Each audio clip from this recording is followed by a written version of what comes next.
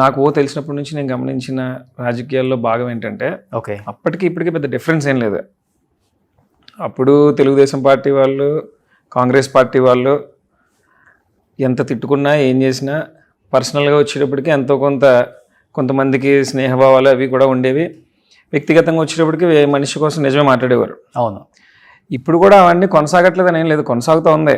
కానీ అప్పటికి ఇప్పటికి ఉన్న మేజర్ డిఫరెన్స్ ఏంటంటే ఫైనాన్షియల్గా పాలిటిక్స్ మారిపోవటం అనేది దురదృష్టకరం.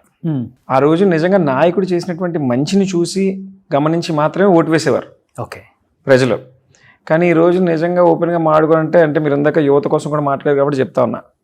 ఈరోజు నిజంగా యువతరందరూ కూడా నడుం బిగించి రాజకీయాల వైపు ఎందుకు చూడాలి అంటే ఎలక్షన్ వస్తూ ఉంటే ప్రజలు ఓటుకు సంబంధించి ఏదో ఒకటి ఆశిస్తూ ఉన్నారు. ప్రజాస్వామ్యానికే అర్థం లేకుండా వెళ్ళిపోతుంది ఇది.